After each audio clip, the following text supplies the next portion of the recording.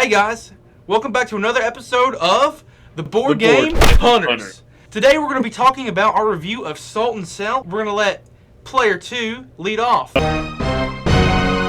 Salt and Sail was really fun. You get to play in the role of an explorer / conquistador type, thinking of more along the lines of Christopher Columbus and some of the other early conquistadors that explored America.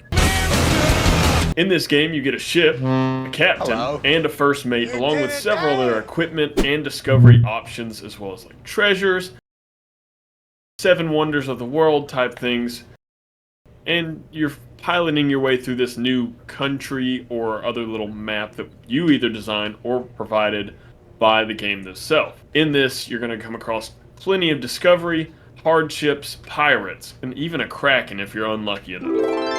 Oh God, be good to me. Please, please, please!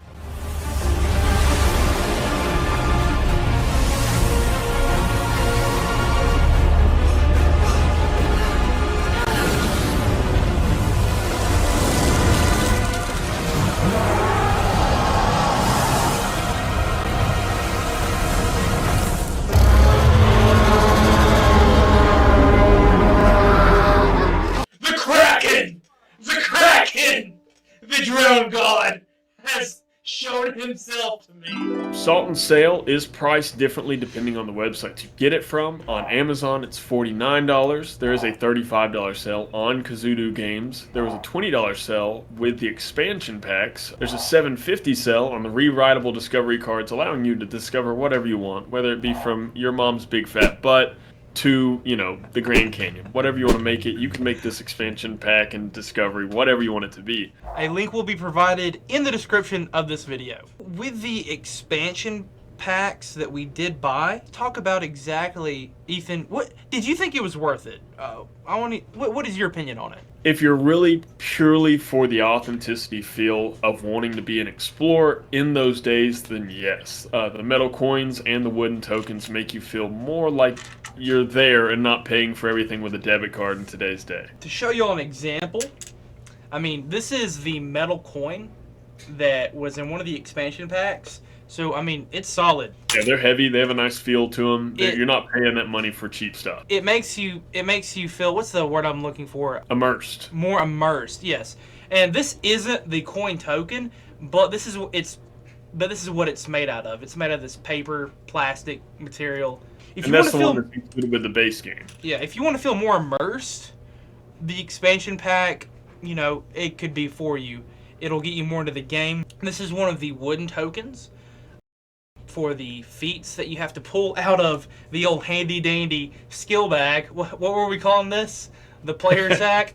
Yeah, the player sacks. So normally you would be pulling another, cardboard token versus a wooden token. So it's just more of an aesthetic, more of a feel. There's no extra content added to the game. But I will say that the money you spend is very much worth it, and the tokens and the coins are both very well made. How much extra is the deluxe version than the normal version on Kazoodoo's website? It's an extra $30, but that'll save you $10 about approximately in that, because the $20 for the coins, the $7.50 for the rewritable cards, and the $10 for the wood skill tokens, all in all would cost you about $40, but the deluxe version is just $30 more than the regular. Now let's talk about the rewritable discovery cards. We did not use them. We used the basic discovery cards, and what the discovery cards are is what you're after in the game. So instead of being after a raccoon, or what was something interesting that you discovered? The great auk. Remember the auk that I discovered? Yeah. Didn't someone discover... No, they encountered mermaids. They didn't discover mermaids. But the rewritable discovery cards, they allow you to hoist all sorts of different scenarios in which you could discover, whatever you want. Ethan, you got something to say? I was waiting for you to jump in there. You can customize these rewritable discovery cards with whatever you want to put on there, whether it's Old Faithful at Yellowstone National Park or the local Buc-ee's gas station. Oh, man. Premise of the game is to make more discoveries, gain fame points to beat out the other players and become the most famous explorer of the entire known world. So I never won once. Ethan, you won once. How does that feel, by the way? To be the most. There's a lot of trumpets going off in the background. You kind of feel like you're hoisted up by a crowd. Winning is the best, what can I say? But winning by getting the most fame makes you feel like quite the important character. Hell yeah, man. Congratulations, dude. That's amazing. The game, it is difficult to get started. There's a whole manual, a whole lot of rules. Once you do get rolling, I will say it is interesting. It is fun. It's 2 to 5 players, the game is. We played up to a max of 4 players, and that got pretty intense. Yeah, and it moved by pretty quick too. So it talks about the normal gameplay lasting from an hour to an hour and a half. But I mean, with our 4 players, it probably took us somewhere from 30 minutes to 45 minutes to finish the game. Depending on how big you make the map, yeah. Most of it is just us goofing off. Yeah. That is what And that's causes what board it games to... are for. Another great thing about the game is the fame points that you gather to try to win.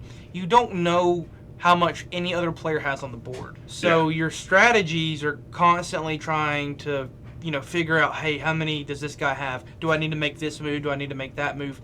So it's a pretty strategic game. And the map, it could get pretty vast, especially when you get up to 4 players, because you do need a bigger map if you're playing with more players. You could play on a smaller map, but the game will be over fast. And it doesn't hurt that you can move all the tiles around. You can customize the board however you want to. Yes, there is a default map in the back of the rules manual, but for the 4-player map that we played with our friends, I custom made our map so it could fit in the frame of the camera. So whenever we played. This game is very customizable. You get to select your officer, first mate. There's a lot of different ships to purchase, tons of equipment that gives you various boosts throughout the game. You can choose your ship's color. There's a lot of things. This game is very customizable, and no playthrough will ever be the same. Completely unique experience. I think, there are 40 discoveries. Yeah. No telling how many encounter cards. And then another thing that we never got to discover were the treasure cards, which you get through encounters, but one key strategy from a previous winner, of course, is just to hit the discoveries as fast as you can. You can move up to a maximum of 3, maybe 4, depending on the ships that you have, like tiles per turn. And again, the boards aren't that big unless you make them big. Again, it's hugely customizable, but I would just advise to hit all the discoveries as fast as you can without running out of supplies. Movement's a really big thing in this, especially if you're trying to zoom through a board game pretty quick. Guys, also, we do have a video on how to play, so make sure to check that out if you're interested. In the game, there's a lot of different things to land on, at least with your ship. The most notable of those, which is the entire objective of the game, would be the discoveries. But beyond those, you have the encounters, which can lead to anything from pirates to your own sailors, like marooning you on a ship, or even... I think you had that happen to you 2 times? Yeah, it's happened quite a few times. In both of our online playthroughs? Yeah, we had a rough training session with our new incoming sailors. Tim. Villagers have decided to decapitate one of your crewmates. Oh, how the tables have turned. Sorry, man. What was that guy's name? That was Tim. Tim. Oh, little Tim. Run into the Kraken, which is kind of wild. But the 2 things that we don't talk about, because it doesn't really lead towards winning the game, but it definitely helps you out while playing it. Especially if you need supplies. Supplies. Yes, it helps you move very speedily. You got the port, which is just basically a smaller extension of the capital, allows you to buy some new sailors as well as some more supplies for your ship. And the village. And in the village, you can visit the bar, you can get more rumor cards, you can get equipment, and plenty of other things.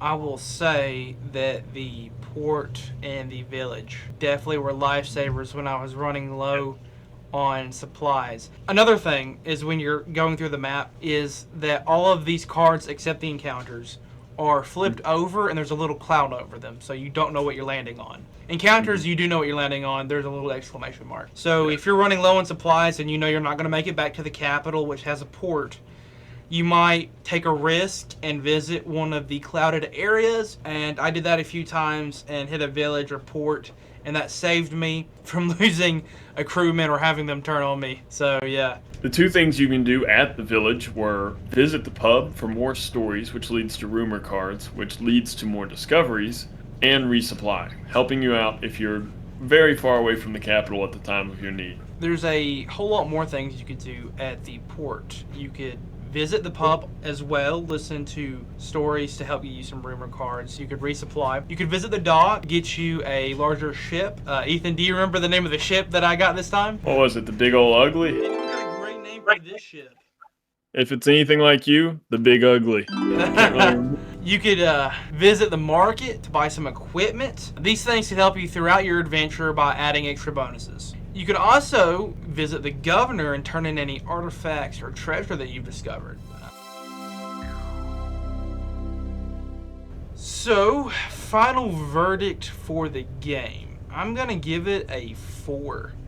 Wow, 4 out of 5 stars. Yeah, 4. I really liked it. I will say the biggest thing is the setup for this game. I know I was the one who had to set up the game for everybody. I mean, how much time would I spend setting, like 15, 20 minutes sometimes? Yeah. There's a lot of moving parts to this game. Which is both a blessing and a curse, because Yes. you do feel more immersed, for sure. Yes. I mean, whether it be the money or the tokens, but there is just a lot moving on in your table. Do not come into this game, sit down and have a fast game. This is not what that is. This is, you're gonna sit down, you're gonna have to set everything up, very customizable, and you're gonna play this game in a very unique way every time. Part of my review on why I rated it so high is because I did really enjoy it and customization in it.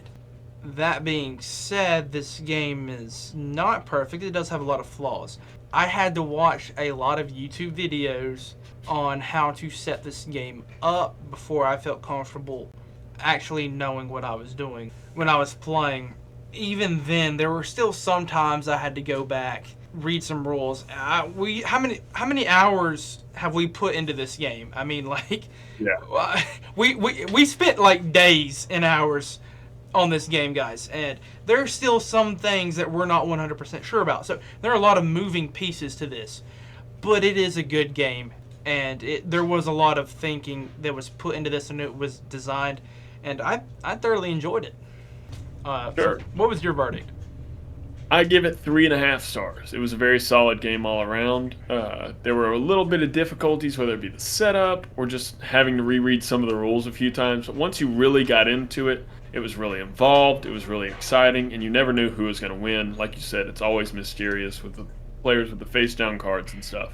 Yeah, and just piggybacking off of Luke's review, and a lot of that is plus side being the customization. I've never been in a board game that had so many different character selections. You could choose between so many different captains and first mates that we've already talked about. But again, the setup and the rules, just a little bit tricky to get a hold of, especially if you're bringing new people into the game like we did on our second playthrough, where we knew a lot, but we were constantly coaching them, and we were just like, hey, this piece does this, and this movement does this. But that's where I'm a little bit more stringent on that. Yeah, going back to that, there are a lot of moving parts. So you could kind of get lost into what's going on. I know Jake, who came in and helped us on our second video, he was constantly asking questions like, where am I? What's going on? What happened? So yeah, there's that aspect of it. And we do have a running tradition around here at the Board Game Hunters that we rank all of the board games we've ever played. Since this is our first one, Salt and Sail is currently at number 1 on the board game leaderboard.